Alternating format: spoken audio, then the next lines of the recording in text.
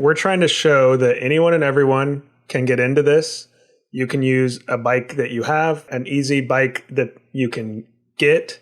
You can use what you have. You don't have to spend a lot of money. And so, Michael, one thing I want you to tell is this recent story of Charles, who's out right now, who was inspired to do what we're talking about right here. So Charles is a local guy in Bandon. I sold him a disc trucker years ago. Like 3 years ago, I sold him a Surly disc trucker because he wanted to get into bike camping. And now through those 3 years, he has not ridden his bike that much, fell into life and life stuff, and bike fell behind, but he still was watching bikepacking videos and like talking about bike camping and like wanting still to do that, right? And so he just shows up here like yesterday and goes, "Hey, guess what? I'm going bikepacking." I'm like, "What? Really?" And he's like, "Yeah, I'm just going to ride out to, the local state park, and I'm just going to camp out for the next 2 days. I don't even care if it's going to rain. I'm going to hang out in my tent and shit, and like, just going to have fun with it." And I'm like, "Hell yeah, dude, that's sick. I'm so jealous right now because I wish I was bikepacking. I would go with you if I could. I would literally be like, give me an hour. I'm going to run home and get all my shit, and I'll be back." So he's out right now bikepacking the local state park for 2-nighter as his first time because he wants to get into bikepacking. And boom, he's out there doing it. And I'm jealous because I'm sitting here talking with you guys. I know, we could all be out there hanging out on the campsite.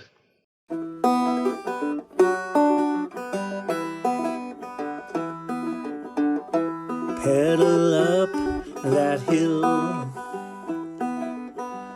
it'll be worth the thrill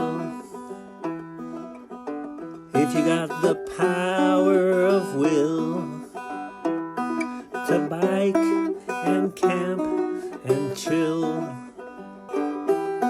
A bike and camp and chill. Alrighty, what are we talking about today? Fucking chairs? No, today we're talking about wearables. Wearables? Anything like that you can anything that you can wear. Anything to keep you dry, my man.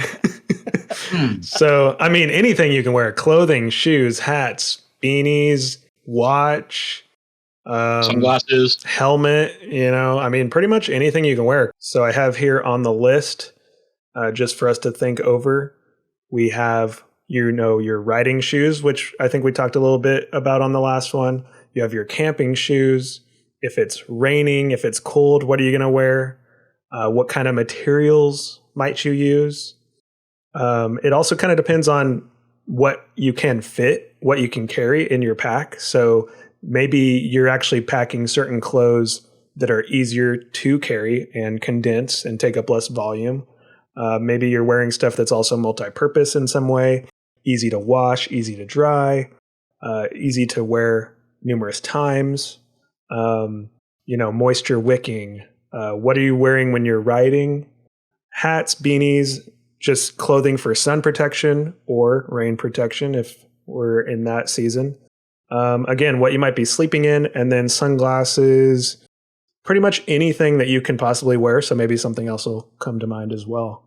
So we can jump into it, and we can each just kind of go through a rundown of maybe what we would wear in a day. Typical day. What are you going to wear, Michael? I'm 100% fan of merino wool.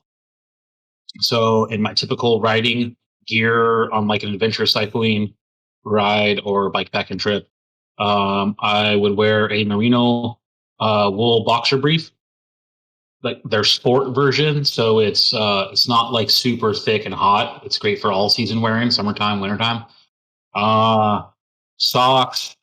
I like the Chrome Industries merino wool. They're like a 7-inch sock or something. Pretty basic. Or a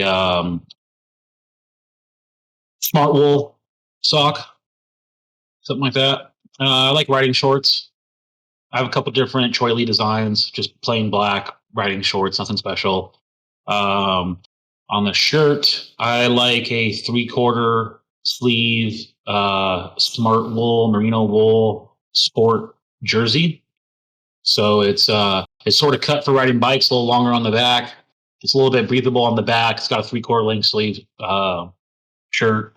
If it's nice and sunny and bright out there, I usually have a long sleeve button down. I have two of them. One's an REI and one's a Columbia like sun protection shirt, ultra light, breathable. It dries really fast.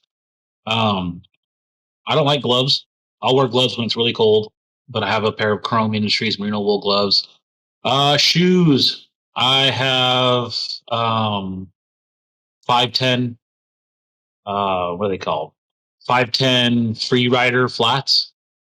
They're cool. And what else? What else do you wear? If it's a jacket type of weather or colder weather, I have a combination of some merino wool, zip up, kind of like long sleeve riding jerseys. I have a insulated Chrome Industries cycling vest, and I have a Gore-Tex jacket and a Gore-Tex bottoms. In the wintertime, I just like to wear the shorts and a Gore-Tex top. I figure, like, screw it, legs will get wet, who cares? And wear the Gore-Tex top. Helmet, I use a Troy Lee Design helmet, mountain bike style helmet. Sunglasses, ombres, armless, with the new side shields. Super cool. I know Dallas has a pair too. Al's going to get a pair if they become prescription. What else? What else do you wear? I don't know. That's normal day. Yeah, I think that's a good rundown. We can each kind of give a brief kind of just typical outfit like that, and then we could kind of go more in depth on each topic. So I guess I would say with my setup, some of this does depend on the season, I think, is what we would usually say. But because we all live in Oregon, and especially on the coast, we know that all times of year you could have rain.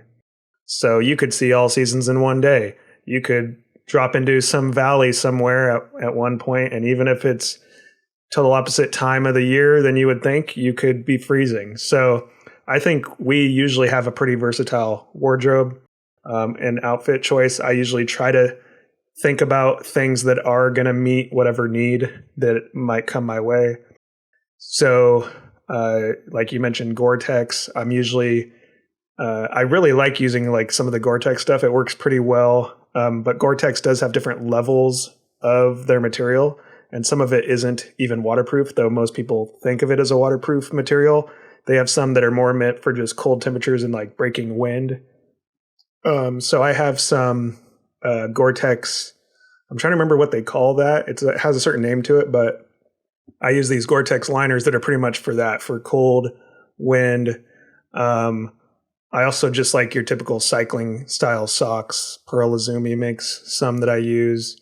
But if it's going to be warmer weather, then I'll use a thinner sock. And if it's colder weather, I might layer up a bit. But I try to wear stuff that is breathable and waterproof. I know when we did the Sixes ride, that was one thing that you guys noticed is how much waterproof stuff I'm using. If I know that we're going into something that can be pretty rainy, usually I'm actually using like waterproof socks. I try to use waterproof shoes.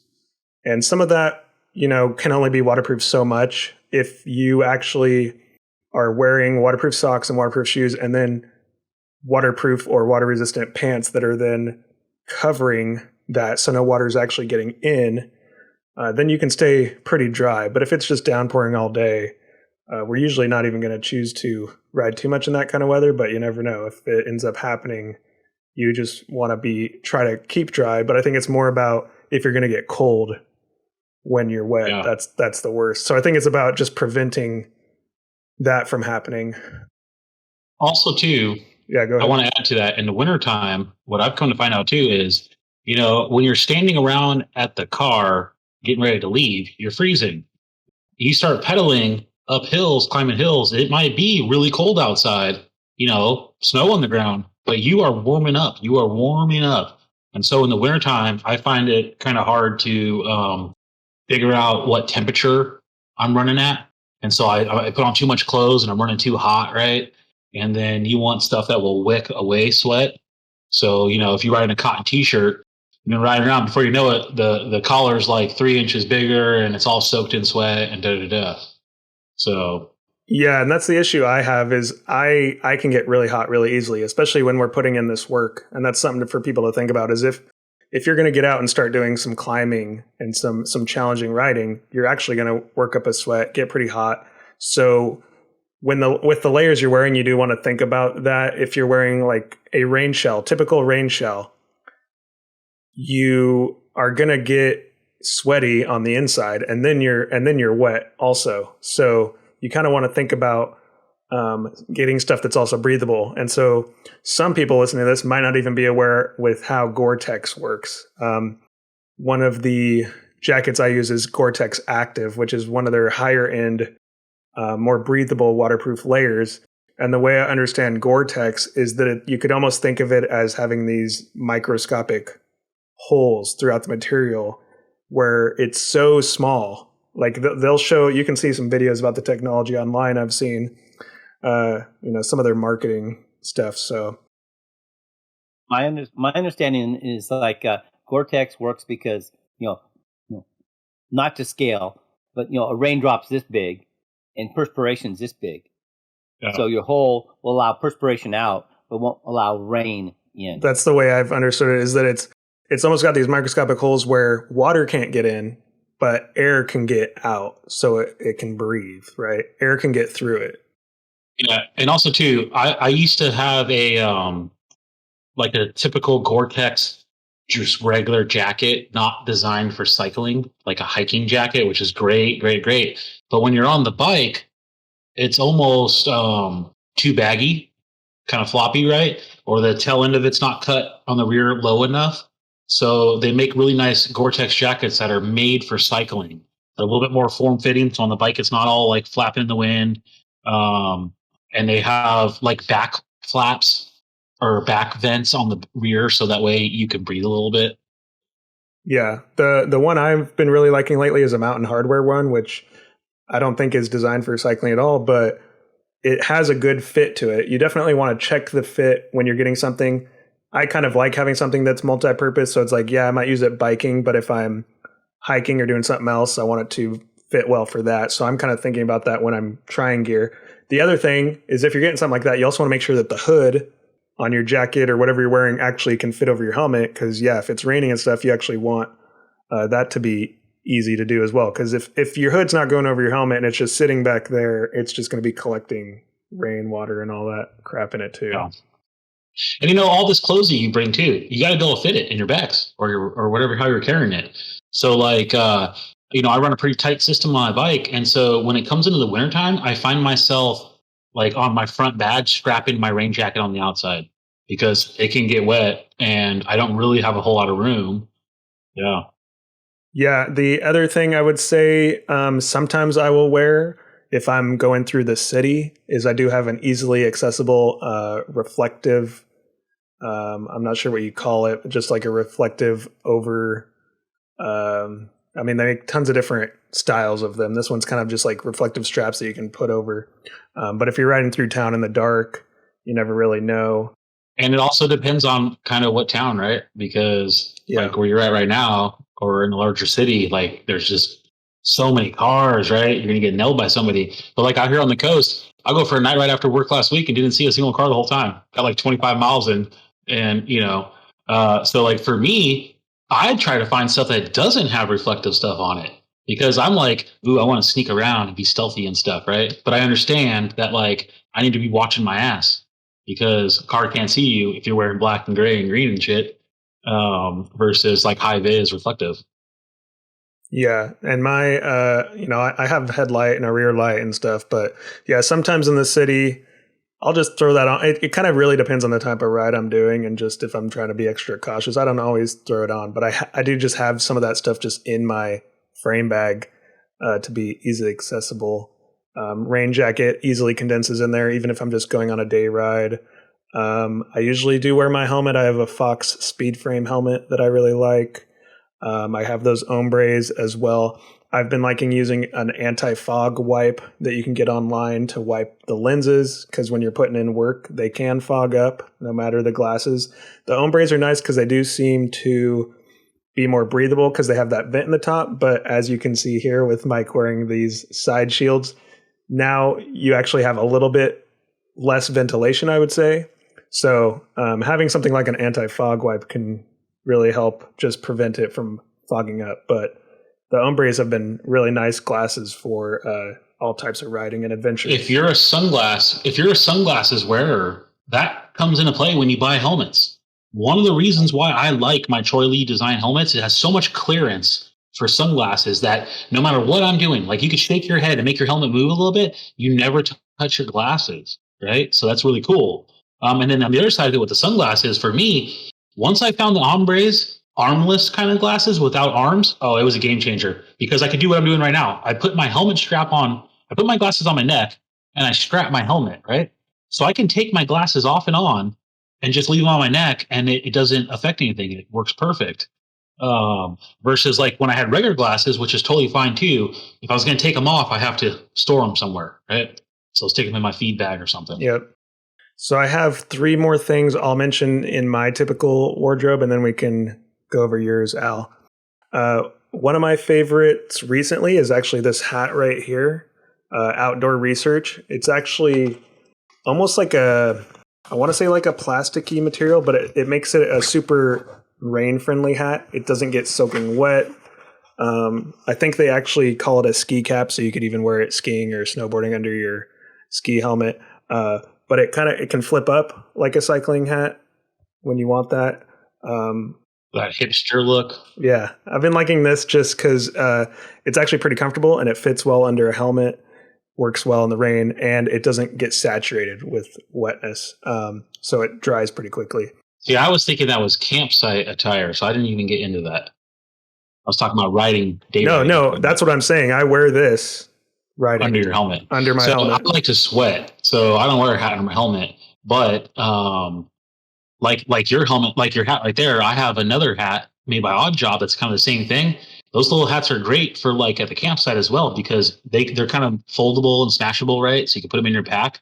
And when you get to the campsite and you're chilling, or you want to walk in the store and not have like helmet head or something like that, you don't look like a freak, right? You can just throw on your little hat. Now, regular hats like this, I actually installed a grommet so I can carry my regular hat on my bike because regular hats you can't smash and just put in your pack, right? Yep. So you got to have a way to carry your hat. Yeah, I've even seen some people carry their hat where they clip it onto their belt loop or something on their pants. And so, like your hat has a strap in the back, right? Like a snapback or something. So you could just strap it through your belt loop, or like even yours has a little like utility ring on it. It's got a buckle, and then I think it has this ring so you can pull it tighter. And I think that's actually for when you're wearing gloves, since it's a ski cap. So they made it a little bit bigger, so it's easier to adjust it. Which, yeah, again, I've been liking this one because I just noticed with a lot of my other hats, if you're out in the rain and stuff, they just get soaking wet. So it's kind of like a rain or snow hat, but again, multi-purpose. I also do like, I've been getting the Outdoor Research. They're kind of like a cotton poly blend, maybe, boxer briefs. So I've been liking those. When I first started cycling a lot, I would try chamois, but I've noticed over time that they're not really necessary if your saddle's comfortable and just getting your ass used to some of that. I think the more you wear a chamois and stuff, the more your ass isn't actually getting used to not using a chamois. So it's like you really just have to try it. I mean, yeah, if that gets you started because you haven't ridden, you just started riding, then you might need it in the beginning. But I've noticed over time that having that isn't as necessary as you might think. All depends on your saddle and how you are, right? I ride a Brooks saddle, so the Brooks saddle itself is the padding, is the suspension, right? So a chamois doesn't feel good on it, right? And also, too, you don't want to be at that guy at the campsite that has to hang his chamois on top of his tent and stuff and let it dry out. When you wear a chamois, too, it's not as comfortable when you get off the bike and you're just walking around. Then when you're at camp, now you got to figure out, now I got to change into my regular underwear just to be able to walk around camp. And then if it's a bib style one, I mean, I don't know how you're taking a shit with that. Now you got to go somewhere where you can actually take all that off. So some of that stuff can just overcomplicate things. What does Al wear? Yeah, we'll get to Al. I just had one last thing, and it is my Apple Watch. So I actually use an Apple Watch. That's a wearable. I record heart rate and stuff like that onto Strava. So I use some of that data. I think you guys might record on your phones and not really use a wearable like that. But that's the last thing I just figured I'd mention that I use that. I like the battery on it works pretty good. I think it can last pretty much all day with doing a full ride and recording it for Strava. So yeah, that's kind of the typical stuff that I'll use and wear on a daily basis. So how about you, Al? What's it looking like? Well, I'm kind of looking the odd man out most of the time. So I'm going to start with I'm riding flat. So I ride a 510 shoe, which is comfortable to ride in, walk around, no problem with that. Normally I wear a wool sock, thicker sock in the winter than in the summer, but I always wear wool socks. I'm not worried about waterproofing. Once the wool gets wet, it's the same temperature, so I don't have to worry about that so much. I don't like getting wet, but I can survive it. It doesn't get cold. I'll wear a regular mountain bike short with lots of pockets, and I usually have way too much stuff in them. But it's a matter of, my keys, my wallet. I just put them in the pocket. I know where they're at. I figure if I ever crash and burn, they have to come and find me for the keys, so at least someone will come and say, well, that's where he's at. If it gets down under, say, 38 degrees or so, I'll probably put tights on. But normally I don't ride in tights. I used to ride in, as far as pants, a windbreaker / gore-tex long pants, but mostly just to keep the wind off me because I would sweat so much that I would wet anyway, so it didn't really keep me dry so much. I wear in the winter or in spring and fall, I'll wear a long sleeve merino wool shirt, and I will layer that with a fleece vest over top of it, just keep my core a little warmer. Also, it has pockets, so I use pockets a lot. If it gets really cold, I'll put a nylon shell over top of that, so I start layering up. And most of the time, like you said, you start off cold, then you get warm, climbing the hill, then you go down a hill, it gets cold again. So just something that's easy to unzip and open up. Either it's the shell or the vest or whatever it happens to be. I can change temperature and manage temperature that way a lot. I used to wear a Garmin watch, but I found that it dictated to me too much of my ride versus instead of listening to am I out of breath? How's my heart beating too fast? I'd be looking at the watch trying to figure that out. So I've kind of put that away and just started writing what I feel instead of trying to let the watch tell me. Although I miss that information a lot. Let's see, what else do I wear? I wear gloves. I figure I am going to hit the pavement someday. I want to have gloves. That'll lessen a little bit of the impact. I wear normally I wear in the winter a fleece beanie underneath my helmet, just for another layer of warmth on the helmet. In the summer, I wear a very skull cap underneath my helmet to keep sweat out of my eyes. And I wear a mountain bike helmet because I want a lot of wraparound protection. So that's my general setup. In the summer, when it gets hot, I'll start to wear a tech t-shirt just to keep it nice and light. And then I'll wear a plaid long sleeve shirt, but I use my sunscreen, and it's usually unbuttoned and just kind of flapping in the breeze. I'm not worried about setting any speed records, but it's my sunscreen, and it's just a comfortable something to wear. As far as chamois or not chamois, I've gone through that whole gamut, and I'm down to riding a leather saddle now, a Brooks, and I find it's comfortable to ride with basically a compression short, no pad, and that's very comfortable on the saddle for me at this point. So that's worked for me. Although I've gone through pads, the synthetic pads, the chamois, and that was not uncomfortable so much, but I had less problems with, rub points when I went to just the compression short. So I think if you get a good solid saddle, you don't need much of a pad. Yeah, I think it's good to bring up for listeners out there. We've gotten some feedback on this. It's great that we have quite a bit of people listening and interested in this starter pack series. Some of the feedback has been, though, that everyone's coming at this from a different level of experience, and so there's some people, they might not even know what we're saying when we say chamois. So a chamois is just another word for padding, a padded short, a padded underwear that people will typically wear. You see a lot of cyclists doing that, especially like road cyclists, people that are in the whole, Speedo get up. Yeah.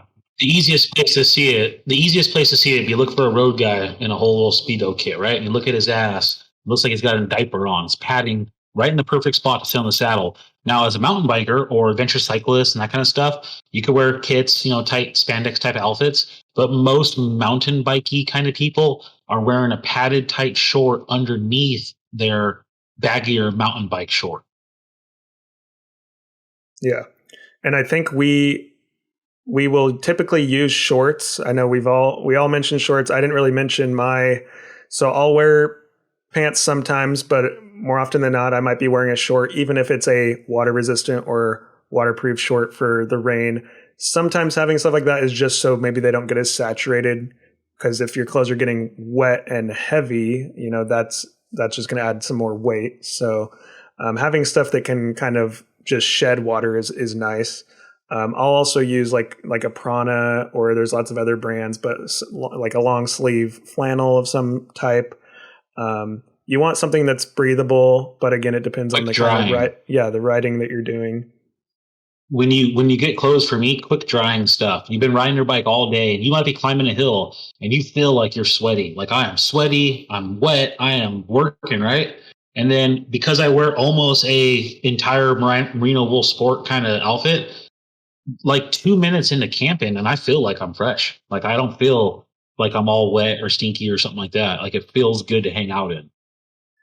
Yeah, and I think the reason we all would gravitate towards using shorts is when we're talking about this idea of you're putting in a lot of work, you're climbing, and you're going to get hot. So having shorts, I think, is just a good balance, because even if you're all bundled up top, now you have some way to ventilate and get rid of your body heat. So shorts are always helpful. For me, you're pedaling with your legs constantly. It's more comfortable to be in shorts than it is to have pants on, But if you're into wearing pants, they make cycling pants. They're typically cut in a way so you can sit on your saddle and pedal, and they're not very baggy around the ankles, so you don't deal with getting your pant leg caught in the chain. So let's talk about camp clothes. Yeah, so if you're freezing balls at camp and let's say it's gonna hit the high 20s that night. So I mean, there's people doing stuff across the country. You could be hitting 0-degree temperatures out in the desert and things like that. So you really have to prep for the ride. But let's just say, most of the riding we're doing, that's when it's like we're like borderline looking at the temperatures, and then you're going to be dropping in a certain elevation. And so there's sometimes we're like, yeah, it could maybe hit the high 20s here. So what usually on the Southern Oregon Coast Range area, our lows are going to be high 20s, low 30s, right? And then our highs, especially when we head east away from the coast, we can get up into like the high 80s, low 90s, depending on how far east we go. So having you're riding, you're working up temperature, but when you get to the campsite, you're chilling, right? So you're not doing anything. You're just cooling down and hanging out, right? So what are you wearing there? Well, usually I am definitely going to bring my 0-degree sleeping bag. You could get away with a 20-degree sleeping bag for sure. But usually the way I think about it is, if it's a summertime, I'm definitely bringing the 20-degree.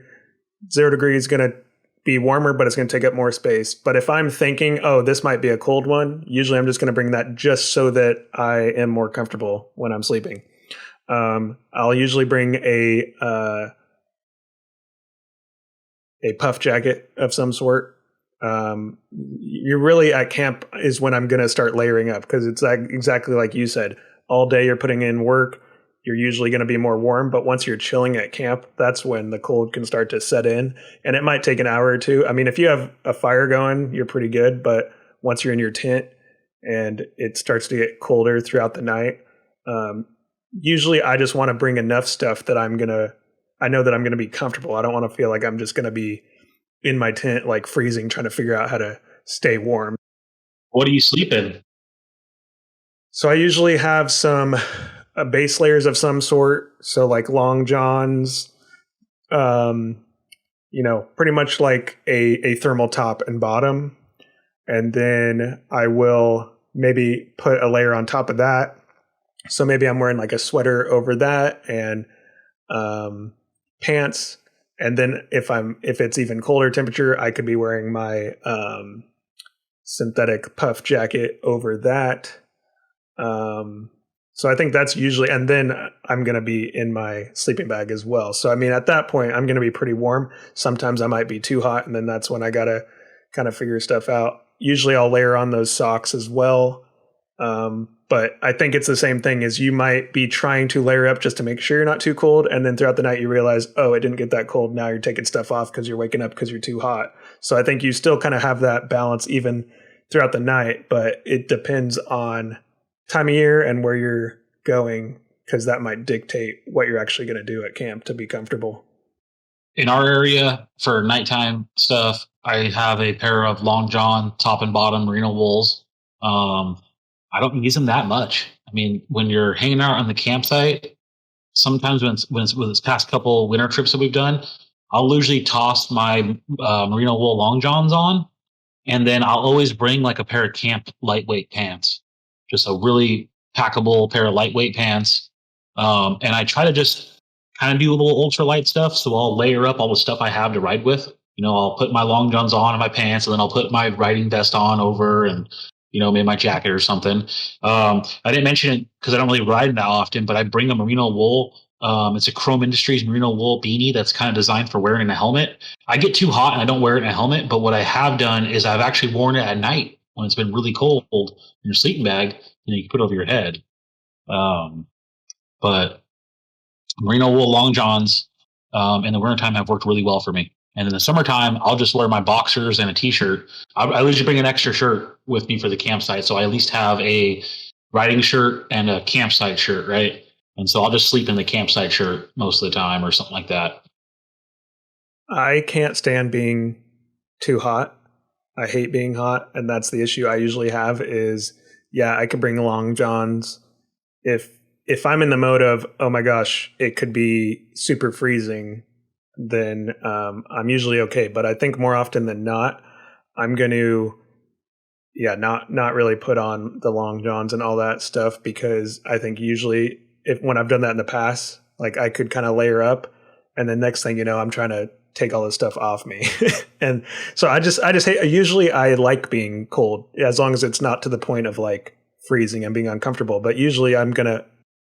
Yeah, we've been going bikepacking like every single month. And here on the Southern Oregon coast, I might have had to use the long johns like 2-3 times in the year. And it's usually like dead of winter time when we're camping, right? In the summertime or the spring, shoot, I'm wearing like the shorts I rode in all day at the campsite and hanging out all night. I just changed my shirt or something. Yeah, I think for me, 50 degrees all day is like perfect. I feel like 50 degrees and like you could just be wearing, like you can be comfortable in like a sweater and whatever, but if you're putting in work on the bike, like you don't really have to wear that much and you'll be pretty warm. So I like when we can go climb the hills and you could just wear your jersey and shorts. No sweaters, no nothing else, just rolling. And it can range quite a bit, like you said, on the coast, but more often than not, it is pretty temperate and does kind of stay at more of a balanced temperature. Yeah. Yeah. For me, I think the key is when I get to camp, the first thing I want to do is, kind of set up my camp and then get out of all my riding gear. So all of that comes off, and I get into my camp clothes, which normally is just a pair of long sleeve sweats, because I'm not going to be moving too much. There's my long sleeve sweats. If in the winter, I'll put on a dry shirt, probably what I'm going to ride in the next day. And then I'll put on a puffy jacket or whatever I need to do to keep my temperature, depending on temperature. And now, Al, you use the hammock, unlike the rest of us. And I always felt like, because I don't use hammocks, but I've tried them, but I always felt like I was colder in the hammock because of the underdraft. So what do you sleep in your hammock with? Yep. So on cold nights, I'm asking. The first couple nights is actually, late summer I used it. And I was cold because I had nothing underneath, no insulation underneath my sleeping bag. And then I went to putting an inflatable sleeping pad in the hammock. And that gave me enough insulation underneath that with my sleeping bag, I could strip down, and I'm down in my t-shirt and undies and socks in the bag, and I'm plenty warm enough. Even when it got down to close to 30 degrees or our cold nights out, I've been comfortable and warm like that. And then when I get up in the morning, sit up in the hammock, start getting dressed back up to where I can then function, break down camp, and then change into riding clothes. So again, I'm with you. I don't want to be hot and sweaty in my sleeping bag, but it's you dress for being in camp, and then you dress down to get in bed. I found that I used to wear clogs. They don't weigh anything. Those Crocs. They don't weigh anything. They pack real easy. And that was comfortable around camp. But if you have to do anything like fording creeks and stuff like that, which I don't want to do in my shoes, my riding shoes, I went to a water shoe. So it's basically just a slipper to keep my socks from picking up sticks and stuff. Yeah. And that's very comfortable. I also bring a bedrock sandals with me, like little Earth Boy, like ultralight sandals. And I don't know, for campsites, creek crossing, whatever, I think most of the camping that we're camping in the woods. But if you're like a cycle tourist going through campsites, like state parks, the showers, right? You want to wear a sandal in the shower. So having some kind of sandal with you or a second pair of shoes is good. If you wear clipless shoes, right? With the cleats on them. If you just want to get out of your tent in the middle of the night to go take a leak or something, right? Like it'd be nice just to throw some sandals on or some Crocs or something. Camp slippers. Yeah. Camp slippers. Yeah. Yeah. If you're a beginner that's getting into bike camping, the way that we think about this, first off, it's like, okay, if you're getting into this, what clothing do you already have? What gear do you already have? But as we've kind of mentioned here, with any of this gear that we're talking about in the Starter Pack series, you're going to, whether it's your first ride, 100th ride, whatever you're doing, all of us are kind of doing the same thing before the ride, where we're actually thinking through and strategizing with what we're packing. Because again, you have to get creative with what you're bringing, because you can only bring what you can fit on your bike. And so you're figuring out that setup. And so let's say you're doing an overnighter, you're going to go, okay, that's 2 days of riding. What am I wearing while I'm riding? What is the weather looking like? What are the temperatures? And so you're going to pick that outfit. And then you're also going to be like, what am I going to want to wear at camp? And what am I going to wear when I'm sleeping at camp and when I'm lounging at camp? So you're thinking of these different outfits that you might use. Because once you're at camp, maybe you want to change into something more comfortable, and maybe you want to even have some camp slippers so that you can just chill and lounge around camp.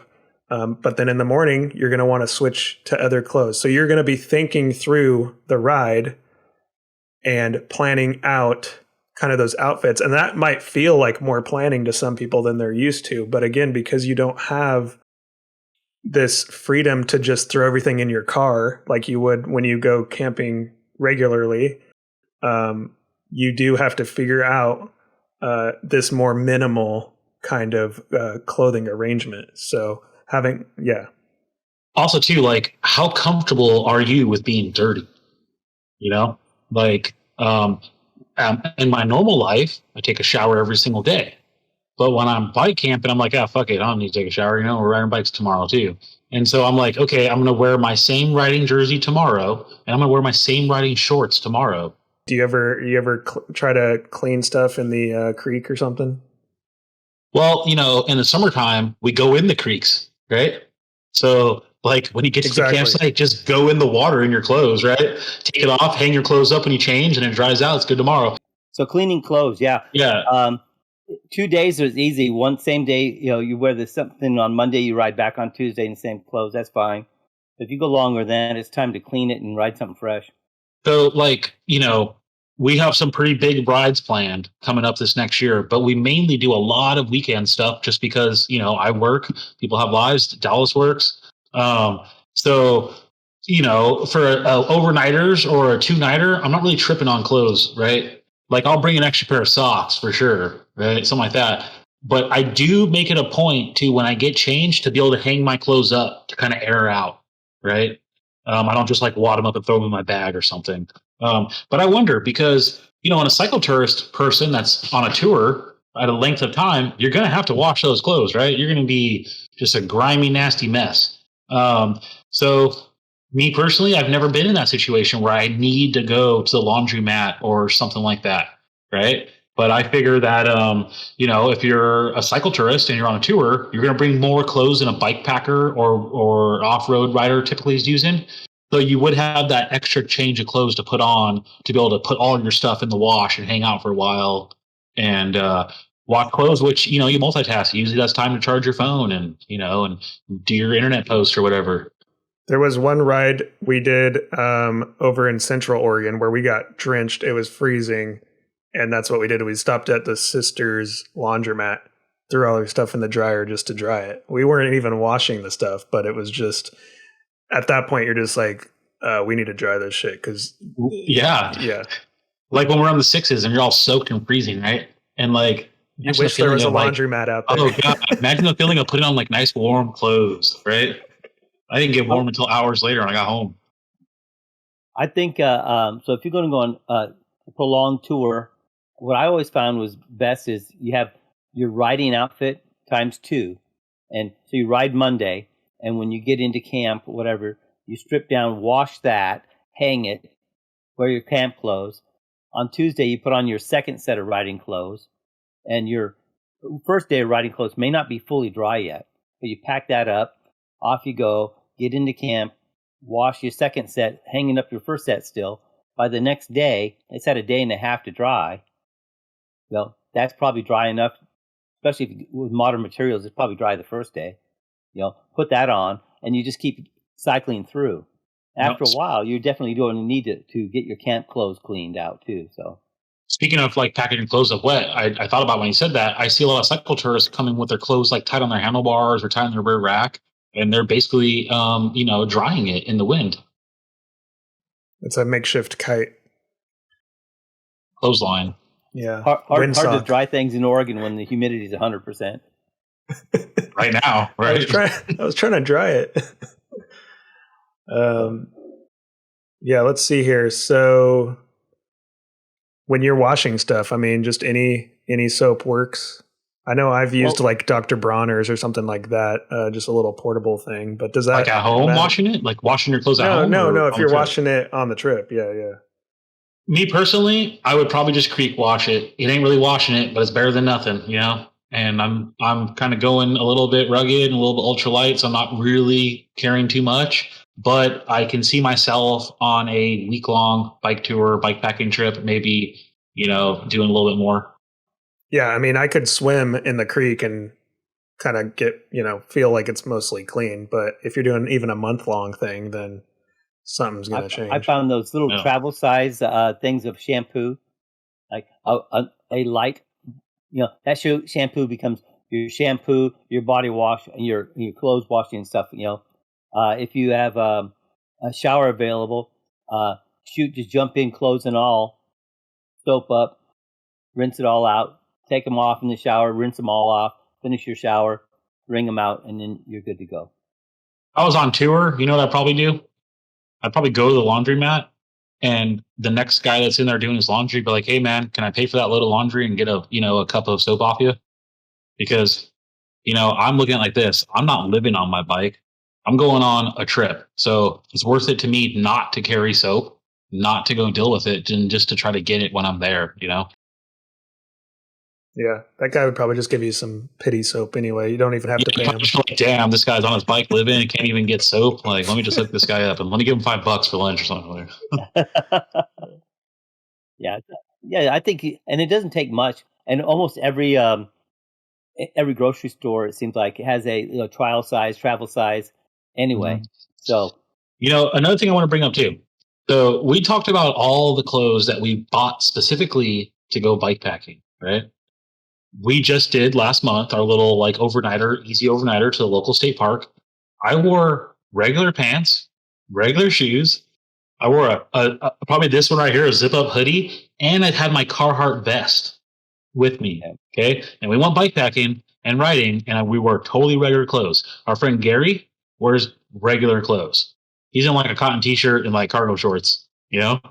So, you could get to a level where you want to spend all this money and buy all this stuff, but don't think that you have to get out there. Or you could do cheap versions of it. I know Al does. So I buy Troy Lee designed pants, shorts, right? Probably one of the higher end shorts that you can buy. And then Al buys like cheap and steep shorts. Yep. We're on the same rides, doing the same shit. So it's all about what you want and how much you want to nerd out on it. And you might already have a wardrobe that you use camping or hiking. You might already have some clothing. And I think really what you have to do is every time you do a ride like this or a trip like this, you're testing that gear. You're testing it out and figuring out what is working, what's not. And now you're going to be like, okay, I need a better jacket next time. And then you're going to invest in a better jacket and figure out what's going to work. So it's pretty much like trial and error at that point.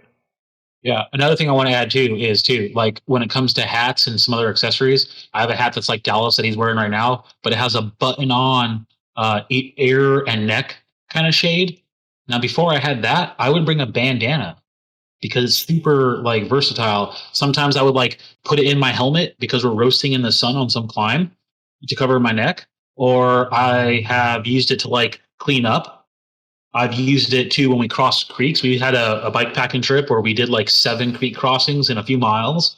And so like I wanted to ride in my shoes, right? So I literally said, okay, because I want to ride in my shoes and hike a bike in my shoes, it's worth it to me to just dry my feet, put my fucking socks and shoes on and keep going. So I actually use my bandana every time so I can get my feet pretty much dry to go. Or I've used it too as like a kind of like a pillow case type of thing.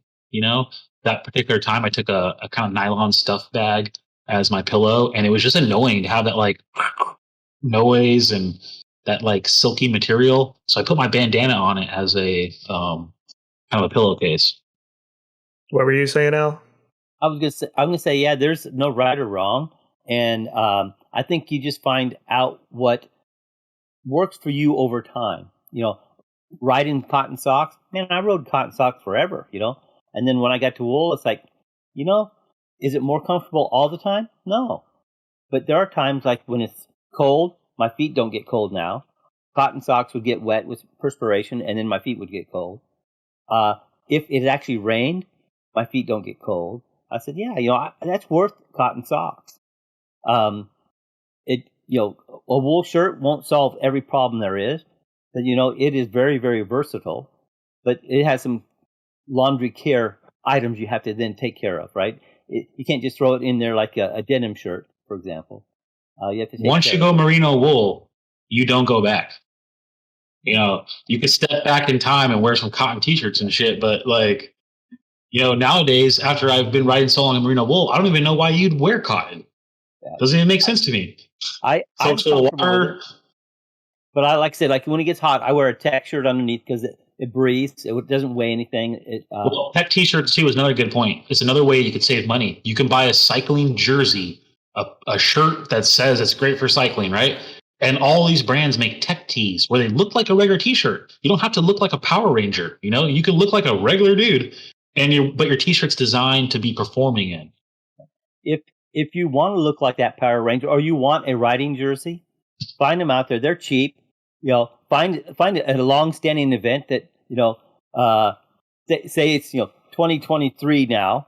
Well, maybe if that event was around in 2019, they might have some jerseys still in stock that they haven't got rid of yet. They'll sell them cheap, So you can That's another thing too. We should talk about, there's brands that make riding clothing that doesn't look like the Power Ranger shit, right? Like you look like stuff that you can wear every day. You can wear it on your bike ride to work and be at work and then go home or walk in the store and people aren't like, what's this guy's deal, Yeah. Yeah. Some of the brands that I know I've come across, Fox does make some good, comfortable stuff that's kind of multi-purpose like that. I've also tend to use like Mountain Hardware, Patagonia, Outdoor Research, Eddie Bauer, some of this stuff. Like I kind of want clothes that I can wear in all these things. Cause it's like, if I want to be comfortable and I'm riding my bike and I do that a lot, why wouldn't it just be the same clothes that I wear when I'm going out to the pub or going into town? Like I'm going to kind of wear the same stuff. Because even if I'm walking across town or whatever, it still might be raining. I still want it to be stuff that is going to be comfortable. Or it's just comfortable. Yeah. Some brands that I like is I like a lot of Chrome Industries. They make kind of this like urban, looks good in the streets, but you can also wear it in the woods kind of thing. Club Ride makes a lot of cool stuff. Smart Wool. I really like the brand Cool with a K. They make nice pants and kind of like hiking inspired kind of clothing. But Fox, another one. Endura. The gloves that I use, I didn't mention that, are Ergon. I've been liking those when I do wear gloves. I've been testing out not really using gloves, and I've noticed that can be nice too, depending on the kind of riding you're doing. And your grips. Yeah, exactly. Which we talked about in a previous episode. Yeah. But the Ergon ones are nice when you want, even like Al brought up, sometimes gloves can't add an extra layer of protection if you were to fall off your bike, scrape up your palms, something like that. I know that I've absolutely hated any of those gloves that have padding on them. Those actually usually hurt more than help. They're super uncomfortable when I've tried those. So I think having just grips that are really ergonomic and shaped in a way that feels good on your palms is always nice. But these Ergon gloves that I use are kind of their mountain bike gloves. They're ergonomic gloves that have almost like a different cut to them. I think they designed them in a way for knowing how you usually have your hand on your handlebar. So I just noticed that the fit of those is just a lot more comfortable. You almost forget that you're even wearing gloves. They're pretty thin and lightweight. But my hands usually get really hot too. So that's the thing is like, I will wear some like Showers Pass is one brand. There's probably some Gore-Tex ones out there. But if it's raining and stuff, then usually at that point, if it's raining and cold, Michael, you do usually wear gloves at that point, right? Okay, coming from someone who does not like to wear gloves, my cycling background started with BMX bikes. I don't need gloves wearing BMX bike to ride around the streets of San Jose, So when it comes to gloves, I use an ESI silicone foam grip because I don't like wearing gloves. Feels good on my hand. And when I have wore gloves in the past, like gloves with padding on them, I feel like it doesn't give you a positive feel to your handlebar. And if you need padding on your gloves, you need a different handlebar or stem or a different geometry setup or a right size bike or something if you need that much padding. You can get bigger grips for more padding. You can get thicker bar tape. You can get gel pads for your bar tape, blah, blah. But when it gets really cold, I like to wear gloves.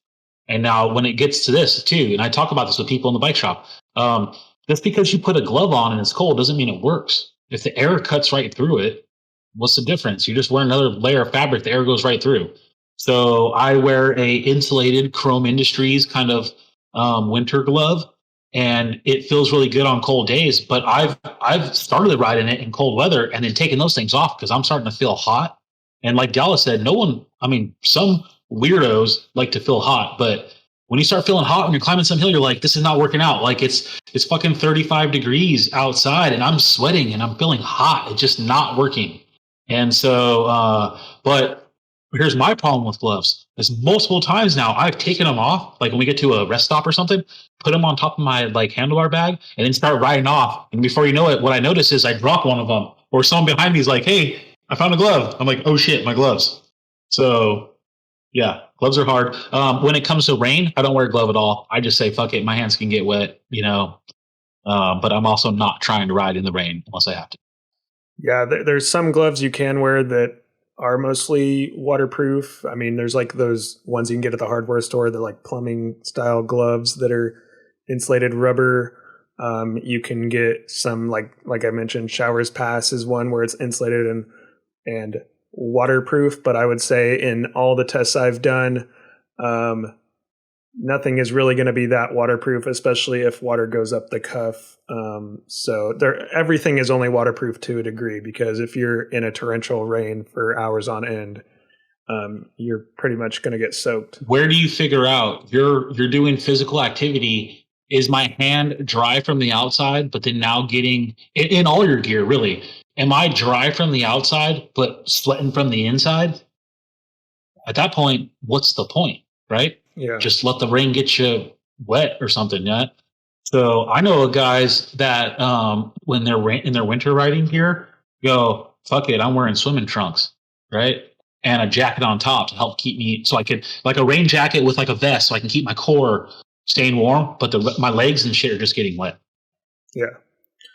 Al, do you use anything that's down?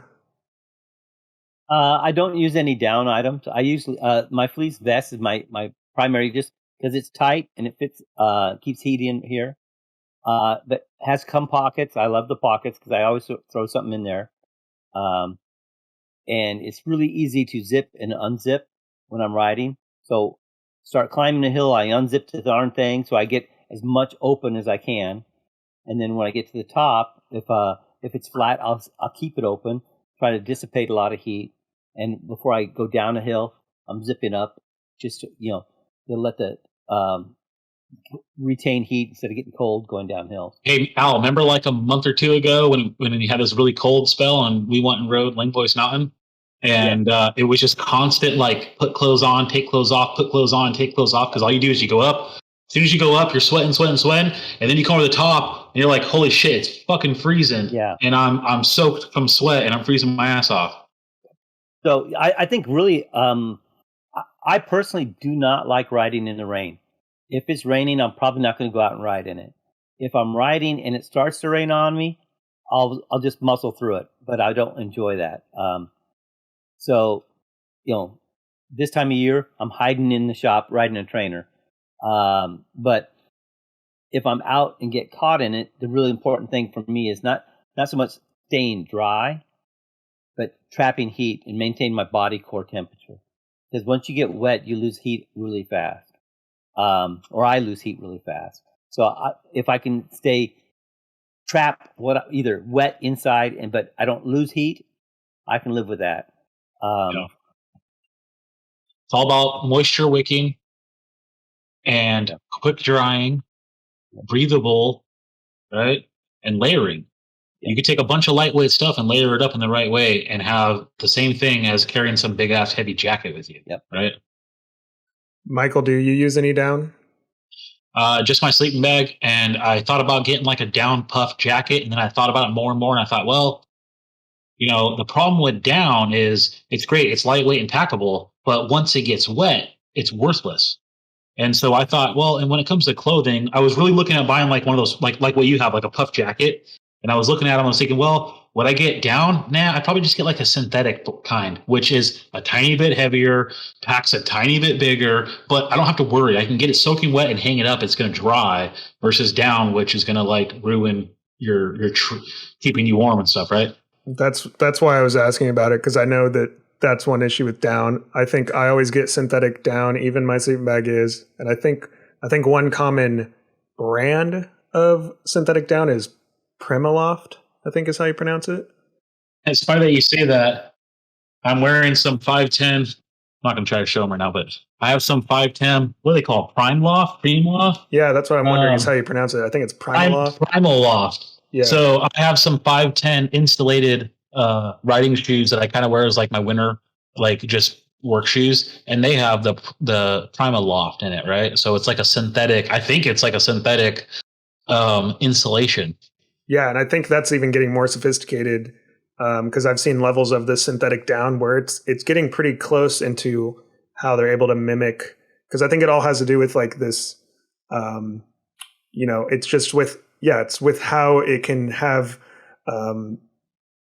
that, I forget how you pronounce some of that, but it's like because of the way that stuff's designed on the inside, it can provide a lot of heat or like reflect your body heat or trap heat.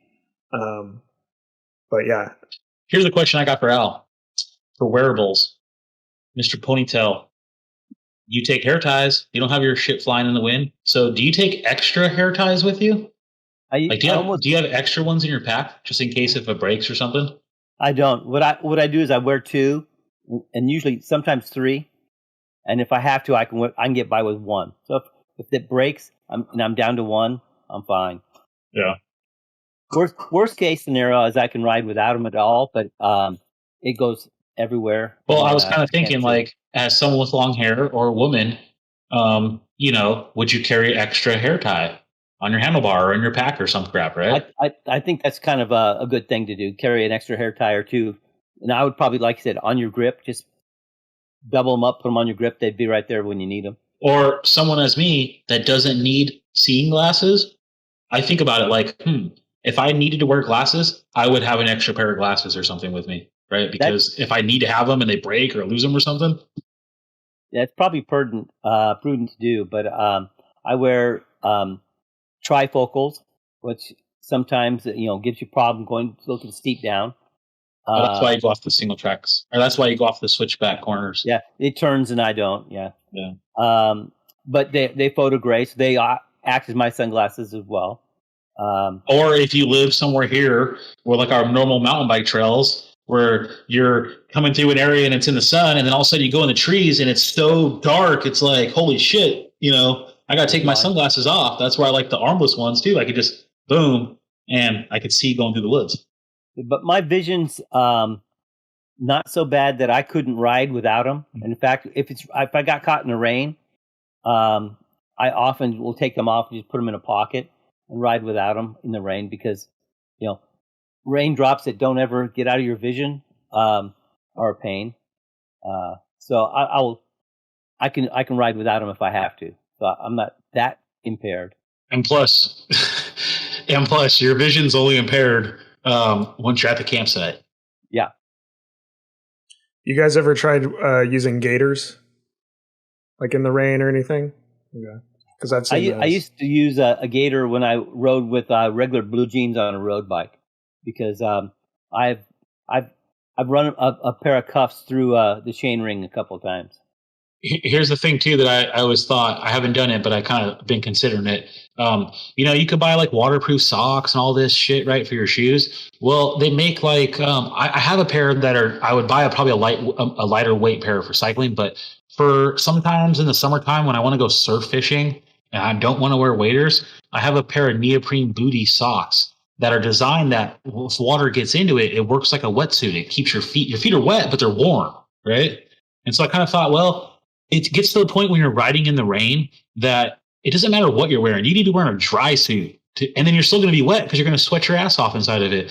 So it's like, okay, it's not so much about not getting wet as much as it is staying warm or keeping your temperature regulated while you're wet.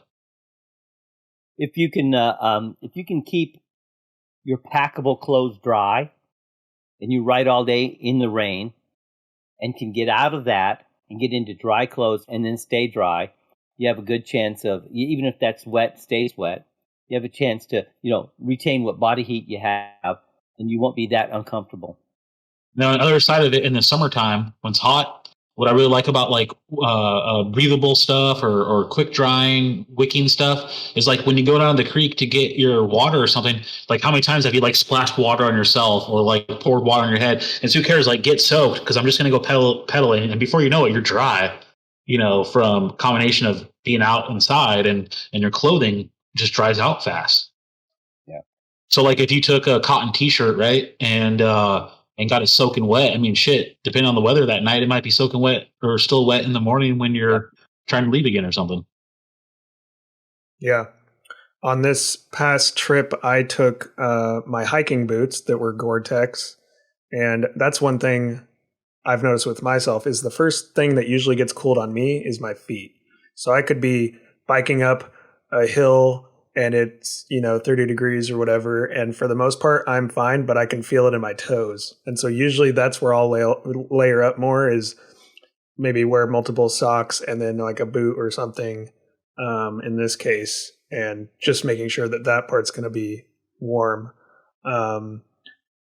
Is there anything else we need to talk about on here? Because I wanted to jump into our backyard bike camping trip. We could talk a little bit about that.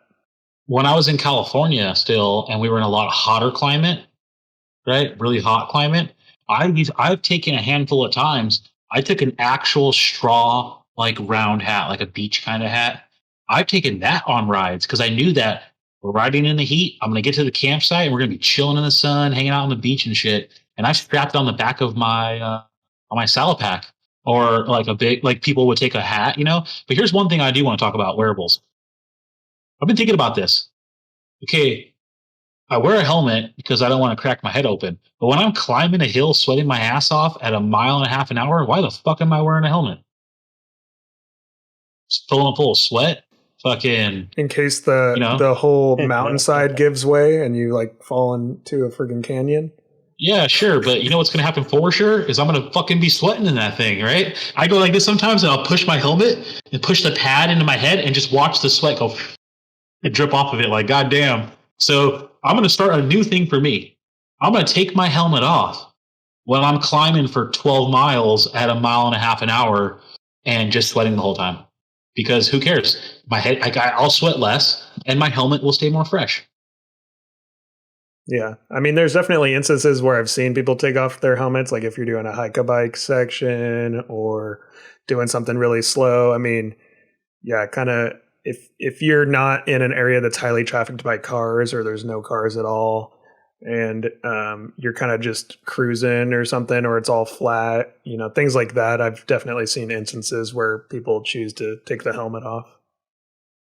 I know that carrying a helmet, well, it fits right here really well. Yeah. And I never lose it. That's what I was just going to say. Like in a hike-a-bike situation, like it's easier probably just to carry your helmet on your head where it fits, right? But what I'm thinking about is more like, you know how it is, like we know we got 10 miles of just climbing this road. And, typically where we're at, you're not even going to see a car. And if you see a car, the road's so rough, you're going faster than it's going. So, but yeah, that's one thing I'm going to try to change on my wearables is I'm going to try to cool my temperature better and keep my helmet fresher by taking it off on really slow, long climbs or something. I fully expect you to point at me and laugh, because if we stop, go inside to eat, I will probably wear my helmet sitting there. Yeah. Because, at least I know where it's... I think you do that already. I know. Yeah. You just got to let everyone know you're a cyclist, right? Yeah, that's right. Or when you look tore up, remember Al, when we first did the first Elliott Forest, like the test ride that was all fucked up? Yeah. And then it was hot too, right? And we went into Reedsport to go, who knows? I mean, we look like fucking, even the lady noticed. She was like, damn, what you guys been doing? We're like, oh, we've been in the woods for 3 days. Give us the biggest hamburgers you have. If you go in and eat a lot with a riding helmet on, they expect that, I think. Yeah. Or if you just make it normal, like we live in a small town. So I feel like it's up to me just to make it normal for me to go into the bakery with my helmet on and my, and my riding clothes and shit. And they're like, what are you guys doing? When you ride with Al in his neck of the woods, some random ass fucking redneck will be like, hey, how's it going? As you ride by his property.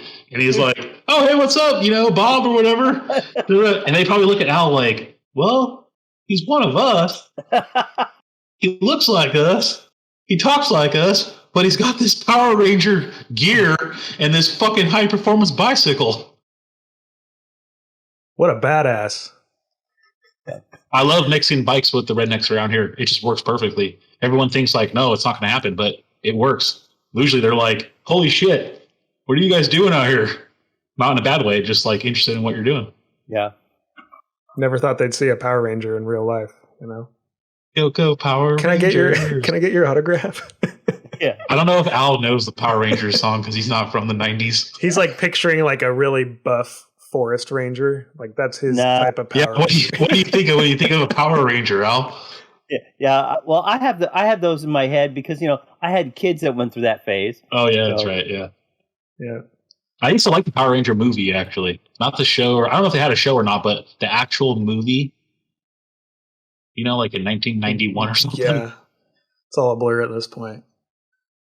But so by the time this episode airs, we will have a new video up on the Abandoned Bicycle Works YouTube channel, Backyard Bike Camping. We did a easy local ride over to the Bullards Beach State Park. So, Michael, why don't you talk a bit about that?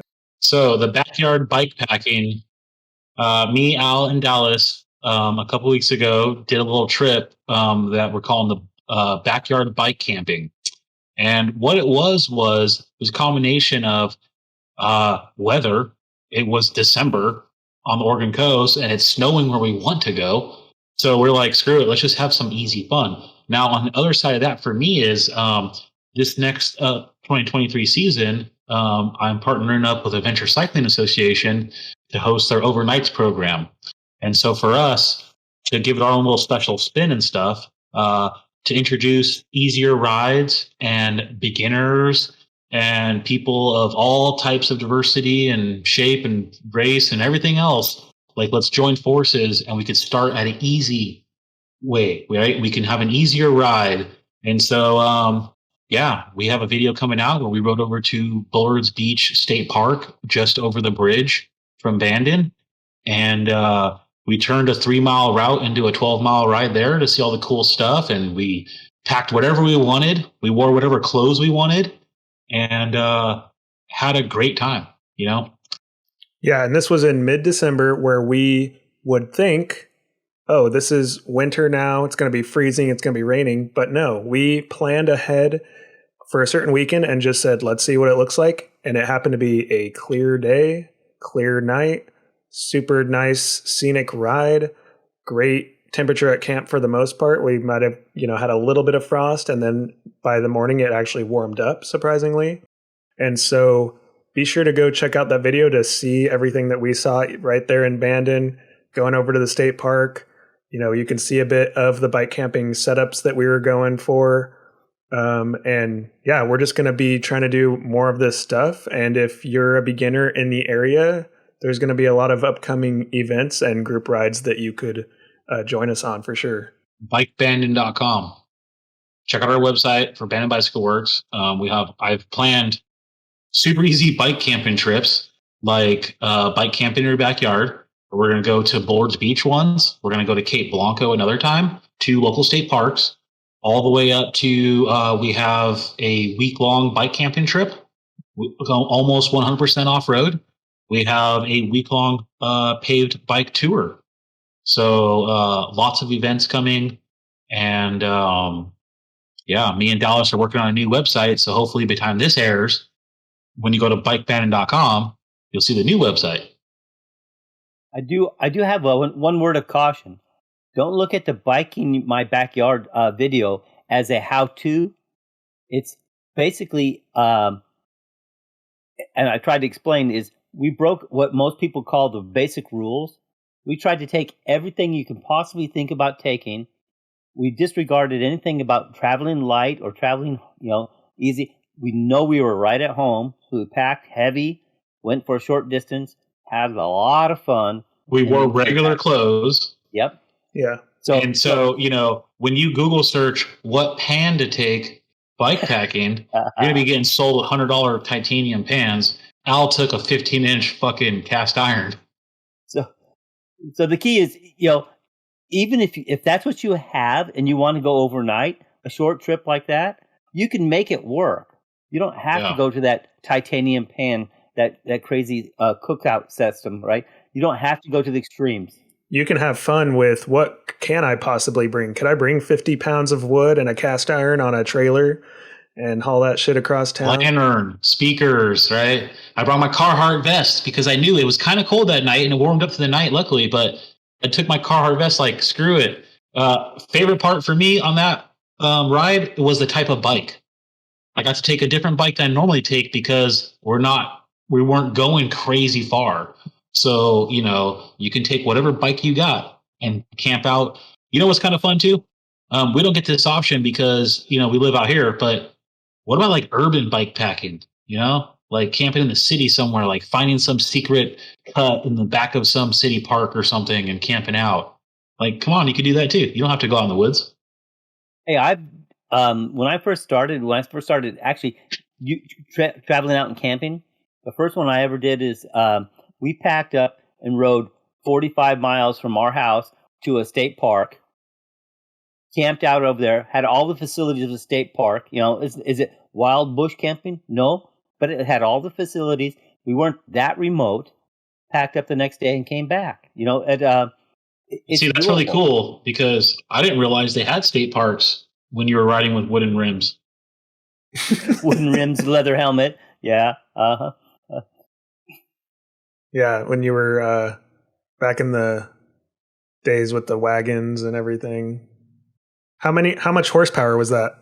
It was like one me power. And I only got horse from yelling like "Go faster, go faster." Oh, that kind of horse, yeah. A steel horse. That's what we ride now. Yep. Chromoly steel. I have a carpet fiber bike too. The thing is, it's a fun video. I think I'm hoping it's fun. I had all kinds of fun while we were doing it. So again, you don't have to follow all the proclaimed rules of going and camping overnight. You can break some rules and still have a lot of fun. The more you plan and the more you pertain to what you carry and more thought you put on it, it might be easier to go farther or stay longer. But you can still do a short overnight trip and still have all kinds of fun. Start off with what you got, and that's going to tell you what you need. Yep. You're going to go bikepacking in jeans like 2 or 3 times and realize that it sucks riding in jeans. So I'm going to get a pair of riding shorts, right? We're trying to show that anyone and everyone can get into this. You can use a bike that you have, an easy bike that you can get. You can use what you have. You don't have to spend a lot of money. And so, Michael, one thing I want you to tell is this recent story of Charles, who's out right now, who was inspired to do what we're talking about right here. So Charles is a local guy in Bandon. I sold him a dish trucker years ago. Like 3 years ago, I sold him a Surly dish trucker because he wanted to get into bike camping. And now through those 3 years, he has not went bike packing, not ridden his bike that much, fell into life and life stuff, and bike fell behind, but he still was watching bike packing videos and like talking about bike camping and like wanting still to do that, right? And so over the 3 years, he decided, I don't really want drop bars, so we put some flat bars on it, or we put Surly Mocha Loco, so like some alt bar. We changed his bike up, and so he just shows up here like yesterday and goes, "Hey, guess what? I'm going bike packing." I'm like, "What? Really?" And he's like, "Yeah, I'm just going to ride out to, the local state park, and I'm just going to camp out for the next 2 days. I don't even care if it's going to rain. I'm going to hang out in my tent and shit, and like, just going to have fun with it." And I'm like, "Hell yeah, dude, that's sick. I'm so jealous right now because I wish I was bike packing. I would go with you if I could. I would literally be like, give me an hour. I'm going to run home and get all my shit, and I'll be back." And so he's out right now bike packing the local state park for 2-nighter as his first time because he wants to get into bike packing. Now, clothing wise, I don't know what he's wearing. Right? I can't remember what he was wearing, but I do remember he's wearing those like Keen, like closed toe kind of heavy duty sandal, right? Like it's open, but like your toes are covered and stuff. And he's riding in that. So what's really cool is, we're doing all this, the podcast stuff and this to try to get people like, hey, it's really fun to go adventure cycling. It's really fun to go bike packing. And here's what we think about it and stuff. And then here's like one guy here in a small town on the coast who's like not even really watching this stuff, right? He's just talking between me and him once in a while. And boom, he's out there doing it. And I'm jealous because I'm sitting here talking with you guys. I know we could all I'm be out there right hanging now. out on the campsite. I think I mean, the it would key be here. today. We could have done a mobile podcast. Yeah. I think the key is we need to get our schedule out there. And if you're in the Southern Oregon coast, come out and ride with us. You know, you're welcome to come on out and teach us something. Help us figure out, see some of the things our area that you may have not seen before. Yeah. Somebody new, because I'm getting tired of Al in Dallas. Okay. Yeah, it can't always just be us out here. We need more people. It's just So like, hey, stop, interview this. And then Al's like, just doing Al stuff. And so we need some new faces. Come on, right? We have a couple new guys, actually. We have a couple new people with us that are coming out, and our little crew of bike packers is growing. A little small community. we're going to try to have an events calendar up on the new website soon. So all that's currently still a work in progress, but we hope to just be nailing down more. I'm probably not making it very easy for him either, because it's like, hey, Dallas, make this website. Okay, I'll do this. X, Y, Z is what we have planned, right? Yes. And then, hey, review it. Hey, Change we it need up. this too. But hey, I think I warned him in the very beginning. Like, the sticker guy had a hard time with me, and the guy that made my sign had a hard time with me, because I want what I want, and I'm going to get what I want. We want to make it good. We want to make it helpful. And even if you go It's to the really website good. right now, you can still find routes and stuff, but we want to make it more of a resource for finding all the fun stuff to do and being able to join us and know about upcoming rides. Because right now we don't really give that much notice, because sometimes we're figuring it out on a whim and deciding to just go on the next weekend Well, and because the weather that's the thing opens. about what was the idea of me planning this 2023 season. I need a somewhat of a schedule for my work stuff and life, but we want to sort of have a game plan to shoot for. But being on the Oregon coast, it can change. Weather dependent. It can change, and it's hard because people have a life and they have jobs and families and stuff that they take care of, where they can't just like, okay, I'm going to go this weekend. Oh, no, we're going to go next weekend. But that might happen. And sooner than later, if we do enough of them, there's going to be one that works for you and you can come with us. And I'm going to try to lay it out every time to throw out what we're doing exactly. And if it's a beginner trip, if it's a hard trip, what it is, because we want to give short trips and easy stuff, learning type of trips, so everybody can join, beginners. But we also want to take ourselves to the test of limits, and see what we can do. And I'm really looking forward to the next year of bike packing stuff, because we have a lot of really cool places that we're going and a lot of really cool places to see. So If you have questions and you want answers from people who are not experts, send them in. We're not experts. I'm not an expert. We're going to give you the enthusiasts. worst advice possible. So leave a comment on YouTube, Okay. and we'll troll you. And I want to throw this out there. We talked about it before, but I want this to actually make it to the world. Okay. If people watching this think it would be fun, send us a picture of your bike, Yeah. or your camping setup, or your clothing choices, like you standing in your kit, and we're going to roast the heck out of it. We're going to tear it apart and just make so much fun of you. But it's all for fun and games. I mean, we don't really mean it. Come riding with us and let's have a good time. But that'd be really fun. So maybe next time, somebody outside of us, because we already make fun of each other's stuff already. So we need somebody that's a complete stranger we don't know, that just likes to watch this stuff. Send us a picture of your bike. Yeah, you just send us a picture and say roast me, and we'll do that on one of these episodes, To be fair, we need to put our pictures out there and let them roast us as well. Yeah, cool. Yeah. You can roast us right now. Leave a comment, roast us. Yeah. Say something about my hat. Okay, Dallas. Yeah, it's just that's fun. That's the thing is, we're having fun, and when you're hanging out with us on the trail, we're cracking jokes. We're probably making fun of each other at some point. That's something that we should talk about too, because it's funny that came up with me and that friend Charles. Charles, we're talking about bike camping, and he knows me as the bike shop guy, and I know him as a local guy wanting to get into bike camping. I think he's chill. He seems cool. But he should have asked, I hope that we can all vibe together. And I don't know what your guys' vibe is other than what we've seen in the videos and stuff. So what I told him was this: dude, we're just chilling. Like, it's not a race. We usually cater to the slowest person. Now, that doesn't necessarily mean like we're going to sit there and baby you and hold your hand up a trail. No, we're going to say, hey, I have to climb at this speed because this is my speed, but we're not going to leave you. If you're slower than me, we're going to be waiting at the next turn. We're going to be waiting at the top and not just take off on you. Give you the time you need to have a break. When it comes to campsite chilling, we just like to have fun and chill.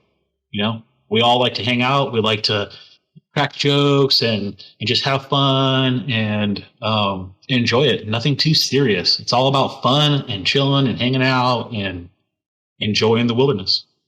Talking about what we saw that day, what we expect to see and do the next day. You know, it's just kind of reviewing what we've done and what we've shared. So that's what it's about. And we're going to try to bring that a little bit more to the next videos. And yeah, that's why we're trying to talk more on the videos and provide more commentary. And if you saw the last podcast or listened to it where we're camping out, that was us just practicing at camp. Obviously, when you know there's a camera on you and you're being recorded, it doesn't feel as natural, and we're still getting used to that. But when we do this backyard bike camping video, if you watch that, you're seeing some of the stuff that we saw. You're hearing us in the moment and the mood that we had and our reactions to what we're seeing. And yeah, we're trying to share our vibe and what we're doing. And we're getting feedback from people that are seeing it, whether on Instagram, YouTube, or listening, that they're liking what they're seeing. And now they're wanting to come out to the coast and check it out. So that is cool that people are liking the vibe. And, you know, if you join us, we don't really know how the vibe might change. I mean, once it's a bigger group, even just trying to make sure everyone's sticking together, you know, all that will become something that we do have to figure out. But it would be awesome to be out on the sixes roads out there and be on this big group. And imagine the reaction one of these rednecks in a truck would have just seeing a whole mob of us out there doing that. If we're out, you know, South Fork sixes or something, and some fucking hillbilly pulls up on a truck and sees us as a group, he's gonna be like, dude, like, wherever you guys are going, I'm going, but in my truck. Yeah. And I'm gonna stop at the store and grab all the shit that we need to barbecue. Because most of the time they're like, holy shit, I can't think of one that really gave us an issue ever, right? But I would love to just have this like bobbing through the woods with like fucking 10 people, bike pack and huge trip, right? And just to experience it, to be with the people, to have all of us enjoy something as a group, to have the locals or anybody that comes across us just be like, dude, these people are like, you know, modern day like cowboys or something, right? Like they're just out there doing their thing, and the real world is really not even there. The real world is in the woods where we're at. And most of them, if you think about it, most of them are out there because they are wanting to experience the same thing we want to experience. Mm-hmm. They're just not doing it on a bike. So you know, we have a lot more in common than you'd think. And I think too, when you start to talk to them and stuff, like, you know, you start to talk to them and they start to realize, okay, so for a perfect example, okay, we won't say the place, but me and Al were on a mission one time, knowing that we got about, you know, 25 miles of fucking, you know, I don't know. Some people call it trespassing. Other people. We took a road, that well-traveled road, a private road, lots of people take, but that we've told numerous people that use it that we can take it, right? Yeah. I mean, we got told multiple times that we could take this road, and it's totally fine. So me and Al say, hey, guess what? We're going to go on this big mission for lunch. We're going to ride way the hell out on this road to another town, and so we go all the way through it, all the way there. Have lunch, hang out. We're heading back. Redneck in a truck, 2 dudes, camouflaged out, fucking rifles. They're elk hunting. And first day of elk season. Yeah, first opening. Yeah, so stupid us too, right? If I knew it was opening day of elk season, we would have never won, right? I'm not going to go riding around the woods on opening day of elk season because there's so many people driving around in trucks and stuff. Road hunting, you know, whatever. I'm not against it, but you know. What's more illegal? What's more of a problem on this road happening right now? Us riding our bikes or 2 dudes drinking beers and fucking riding around with rifles, right? So these 2 guys stop us And the first encounter was they're mad, right? He's upset. You guys are on my road. You guys are out here. We got to talking, and before you know it, we're bullshitting as like fucking random dudes just bullshitting out in the woods, right? Talking about what's around, talking about what's going on. And they were like, yeah, so technically you're not supposed to be here, and so just, do your thing, and But they knew we were out there for the same thing, like you said, Al. They were out there to enjoy the woods that day. We were out there to enjoy the woods that day in two different ways. Now, at certain point, I'm not impressed by them at all, right? You're in your truck driving around, but you know that once we told them where we came from, they were like, wait, you all the way on your bikes? And you're like, yeah. Oh, shit, right? Yeah. Like we gained respect in their eyes because of what we were doing. We were still trespassing, and we shouldn't have done that. The key is to check out where your routes go and make sure you do get permission to ride. We're not advocating trespassing, but there are some legal freedom. There are some, you can't just take, everybody you've ever mentioned or ever seen coming down that road that it's okay to ride. How about that? And the 20 people that we talked to, they said, yeah, it's chill, do what's up. Yeah. And the one guy that busted us was like, nope, it's a problem. Did you see Al's sewing machine over there? Oh, here. He was showing me earlier. Here's the view.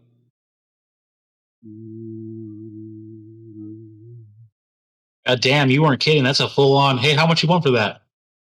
Not mine to sell.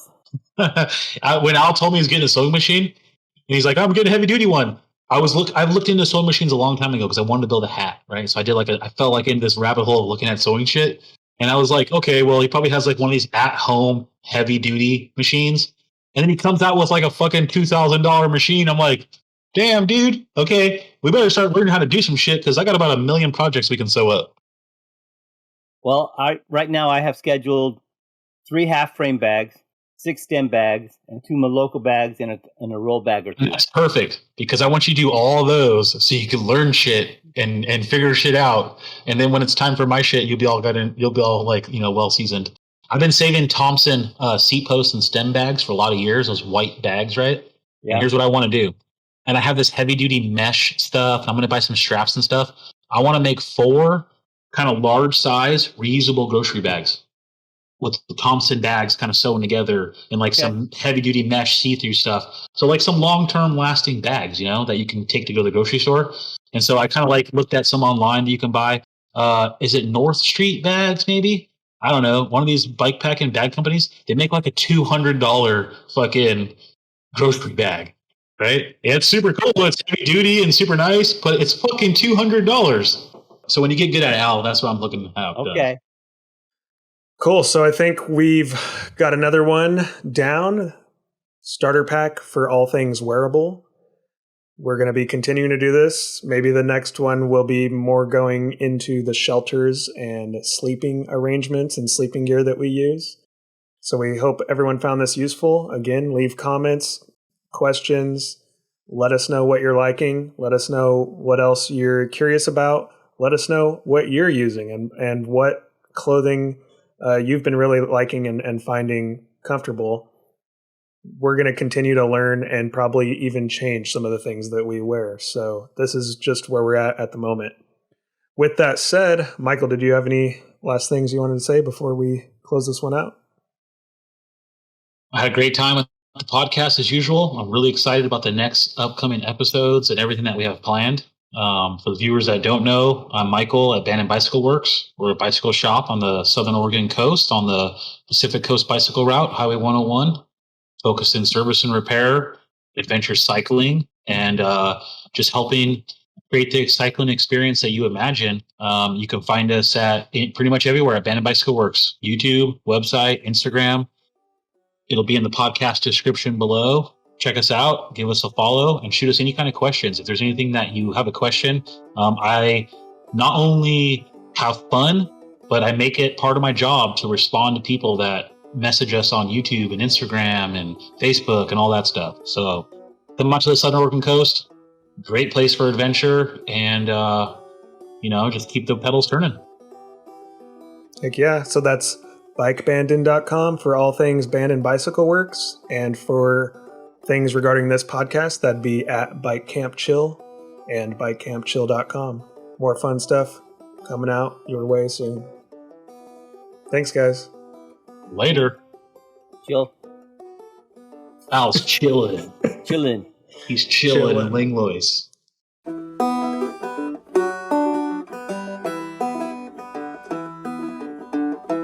Pedal up that hill. It'll be worth the thrill. If you got the power of will to bike and camp